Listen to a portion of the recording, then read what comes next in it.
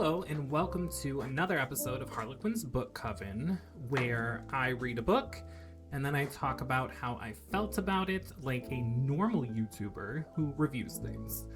And today we have a really fun episode because I'm going to be talking about a book that I initially wasn't super excited to read. And as I got into it, I became so enthralled with the entire world that it was such a pleasant surprise. It really was. That book is Clive Barker's Weaveworld. It is Clive diving into his fantasy bag.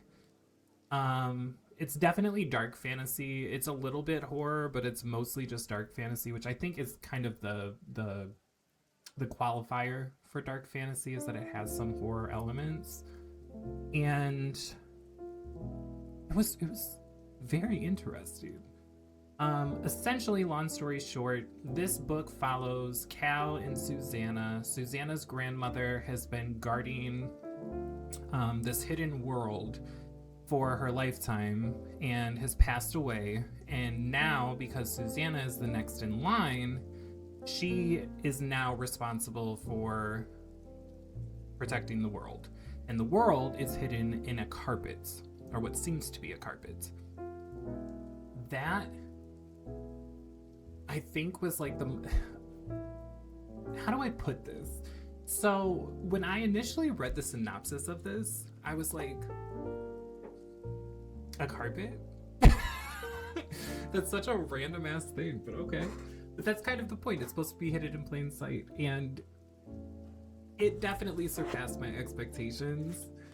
So basically, we just go on this adventure with Susanna and Cal as she kind of learns how to be this guardian of the carpet, while obviously there are villains and whatnot threatening to strike at this moment of weakness and vulnerability because she doesn't know what the fuck she's doing, right?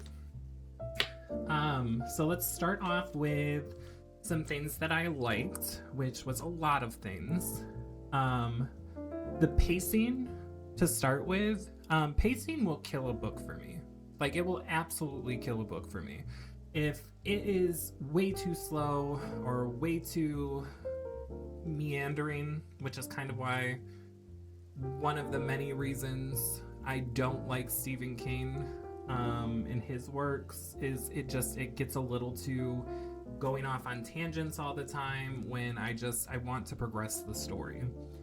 Weaveworld wastes zero time. We get to know Cal right away. We get to know Susanna. We get a glimpse into what world might be hiding in this carpet on accident. We get introduced to two of the antagonists really, really quickly.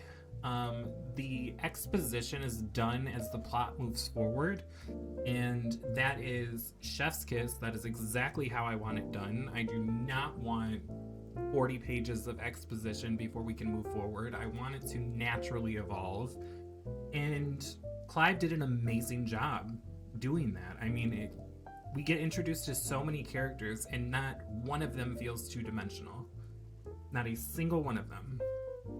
And that's impressive. It's really impressive, especially with how fast-paced this book actually is. The other thing I liked was the character work. As I mentioned, with the pacing and the exposition, the character building is absolutely insane. It's so well done. Susanna is probably part of... I'm aware this is a very common trope in fantasy or horror, where you have somebody that's been chosen to do something that they themselves feel very ill-equipped for, that they aren't ready for, but they technically have a choice, but they don't have a choice because if they don't do it, the stakes are very high. And failing means bad things are going to happen. And so watching Susanna kind of come into her own and really realize that she doesn't necessarily need to be what her grandmother was, but she can be her own version of a guardian of this world and make it work was chef's kiss. Perfect. Absolutely perfect. Cal, you know, me putting him in the like section is a choice, because out of all of the main characters, I think his was the least interesting. I didn't really connect with Cal. I didn't really like Cal. He just seems to be bumbling through this world, and he serves a purpose. It's not that he's pointless. I think he serves a purpose within the story.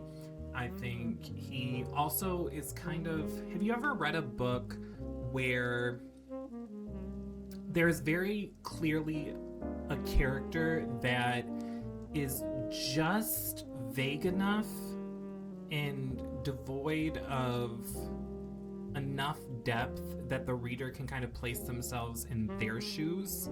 So he's kind of like the immersive plot tool. As it kind of felt like that. It felt like he only existed for the reader to kind of feel like they're within the book.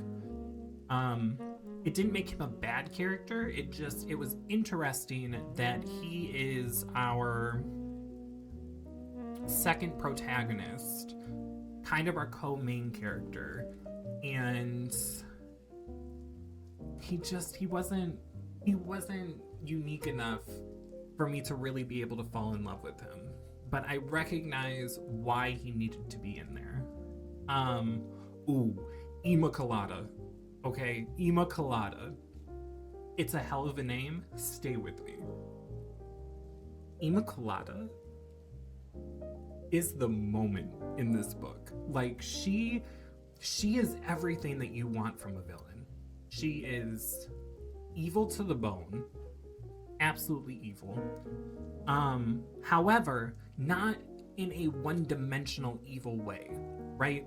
There is enough of a backstory as to why she is the way she is, in which you may not necessarily feel that she is justified in what she is doing, but you can understand why she's doing what she's doing.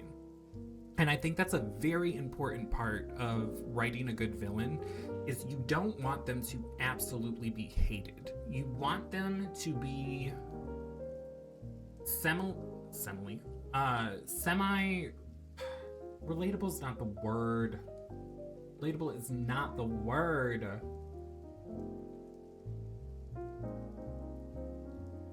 Sympathetic. You want the reader to be able to at least sympathize or empathize with why they're doing what they're doing. And Immaculata is such a powerful character and a layered character that as much as you dread her showing up, you're always happy she did. You're not happy with what she does when she does show up, but you are very entertained and you recognize that she means business. Additionally to Immaculata, she has, and this is not a spoiler, for the record, there will be no actual spoilers in this part of the video. When I get to the cons at the end, I will go over a small spoiler thing, because I can't go over this without spoiling just a little bit. It won't be a massive spoiler, it won't be story ruining, but it will need to be said. But for right now, we're in the pros and it's completely spoiler free. Immaculata's ghost sisters that she has two of them, are also incredibly interesting, unique. It's weird to call them villains because they're also victims. That's not a spoiler. You find this out in the very beginning. But how they operate and what they can do is just so ghastly and horrible that it just adds to how terrifying Immaculata can be. So very good on that. Shadwell, the guy that's working with Immaculata, is also an incredibly three-dimensional character. The story arc he has throughout this book is... How do I explain this? You definitely don't like Shadwell. He is not somebody like Immaculata that you can empathize with or sympathize with. He is just the pinnacle of mediocrity and delusions and aspirations of grandeur. And so he is definitely the character they put in here along with one other that is just solely in here for you to hate. Like, there is no redeeming factor. And that does make him a little hard to read about sometimes, but it didn't necessarily ruin him as a character for me. He was still interesting enough that I was curious as to how everything was going to play out. And then the Scourge that I mentioned in the summary at the beginning, the Scourge that is mentioned throughout the book intermittently, when you find out what it is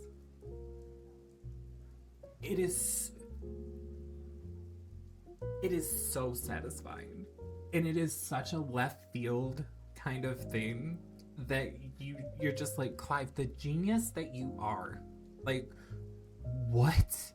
Insane. Characters, A+. The setting of the book. So the setting fluctuates between different places within Europe, in Great Britain, and then you also have the Fugue, which is where the Seerkind are hiding inside the carpets. The Fugue is a delightful place, and the thing that I really like that Clive does when he creates a made-up place or a fictional setting that's magical is you never know what he's going to come up with, and he doesn't waste a single bit of that space of the location. Like, you're gonna have several very cool things, whether it be a magical type of food or a gathering of people or different kinds of magic or the magic within the place and how it all works. He fleshes it out so beautifully that you feel like you're there. And so the Fugue was definitely my favorite place. I love to be there within the story, and I could 2000% understand why the Seerkind, hid themselves within the carpet to protect it. He makes the place worth protecting. The gore in the book, yes, it was there. For a dark fantasy book, this does get quite repulsive at times. It is not quite so stomach turning that a casual reader couldn't get through it, but it definitely has its moments where you're just like, my fucking god, what are we doing here? What is this? However, the gore is not the most disturbing part of the book. The most disturbing part of the book is definitely the Sisters of Immaculata and the things that they do. The Ghost Sisters that I talked about previously. Awful creatures. Just not good. Oh, and then, hold on, I forgot one character that I absolutely loved. Hold on. Jericho,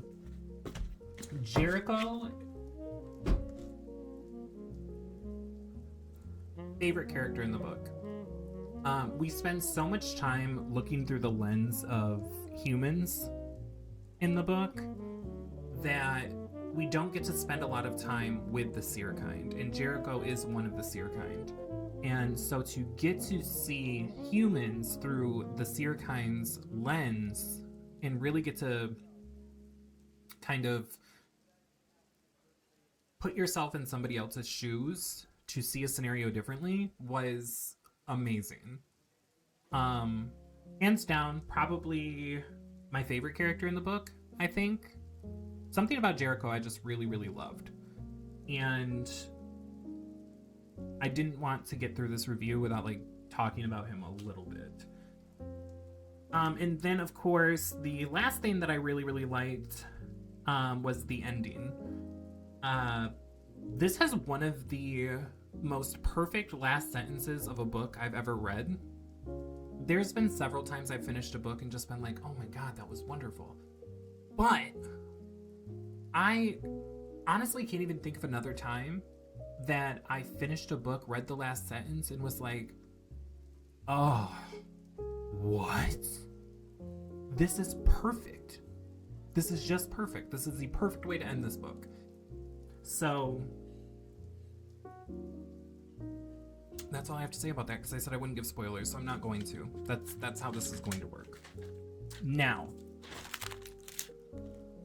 oh, hold on. Apparently, I have another thing that I liked. The plot. I'm going to read this verbatim. One of the most imaginative stories I have read in a while. The protagonists are all very likable and unique. The antagonists are absolutely awful. Immaculata especially, but in like a really good way. The seer kind and their magic are all very interesting and lovable in a way that you can't help but root for them. My favorite parts of the book were really getting to explore the fugue for the first time. It was so ethereal. That is the best. Yeah, ethereal. That is how I feel. Additionally, this is a thing that Clive does a lot, and it's not something that's unique to Clive Barker, but the way he is able to write so many different stories with a common theme, but still make them not feel repetitive is very impressive. And the theme of this, obviously, is that humans are awful. That's really what it comes down to, that the special and the demons and the monsters aren't the real monsters. People are. Because we contribute to everything that goes wrong. And we do it so naturally because, well, it's in humans' nature to be awful, apparently. And I don't necessarily disagree with that. So, really, really love that. Now, for the things that I did not like. The first one is a small one, and it doesn't technically count. But while this is a petty thing to make a detractor, one of the characters dying pissed me off and broke me so badly that I immediately was pissed off. And it didn't make me want to quit reading the book, but it was just, it's kind of a good thing in a sense, because it means that he wrote the character well enough that you fell in love with them, and then Clive took them away. That's really what it happens, and he loves to do that. He loves to take a character you love and just murder them. And not just murder them in the worst way that they possibly can be murdered. It's just, Clive, not cool. Not cool. Very rude. Very rude. Also, in things I didn't like, Shadwell in general, overall, I mentioned him in the characters of how well he's written as far as he's three-dimensional. However, him as a character, I could not stand. In comparison with Immaculata and her having a small bit of empathy that you're able to kind of see where she's coming from, Shadwell is devoid of that. He is just absolutely awful. And I hated him a lot throughout the entirety of the book. I hated reading his sections. I yelled at the book so many times because of this man. Have you ever yelled at a book while you're reading it? That's where I was with him. Same with Hobart. Hobart, no, just a nasty, nasty man. I hate him. Cal's storyline in general, I had mentioned that I don't know why I really put him in like a pro section, because he feels so two-dimensional, and he only becomes three-dimensional if you want to place yourself in his storyline to really feel immersed in the book. And unfortunately for Cal, I didn't want to be in his storyline. I simply did not. He was very frustrating a few times. He was lackluster in others. And so I didn't, every time we went back to him and he was separate from like the main story going on, I was just like, can we please not? Or at least put him back with Susanna or in this situation so that we can actually get to enjoy the story. So definitely that. Okay, and now this is going to be a very small spoiler section, and it's not even going to be an actual like big spoiler, but the biggest detractor for me, the biggest detractor, and before I say it, you can go probably 30 seconds to 45 seconds after this and I'll be done, was Immaculada's story arc. For such a powerful woman, the way she goes out is so bad and disappointing and just disrespectful in general. It's just, she should have been the main villain. That is how this should have worked, and that is how it is framed the entire book. But her specifically turning into a side villain for Shadwell to emerge as the main villain was so actual choices, dumb choices. It really pissed me off because they spend so much time going into her, why she's doing this, what her powers entail, how powerful she is, and to be bested by a mediocre ass man pissed me the fuck off, and I'm still mad about it. So I definitely,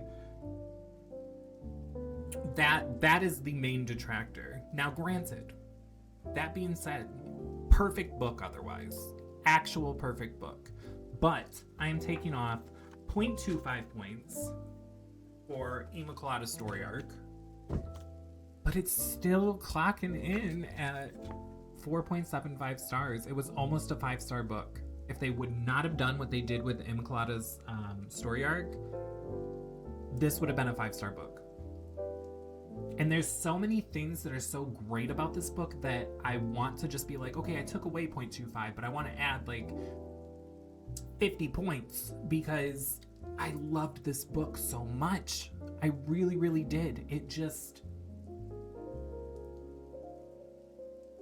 Clive Barker is my favorite author. That's what I've learned. I've learned that he is exactly what I look for, and I love him for that. So if you've read it, tell me what you thought about it, what you think about what I said I liked and what I said I disliked.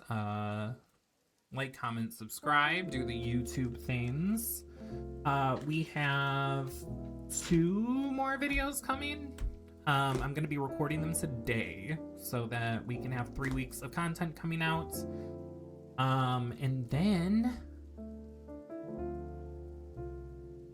well, there is no and then. It's just that. So I will see you in the next video, and you have a wonderful day.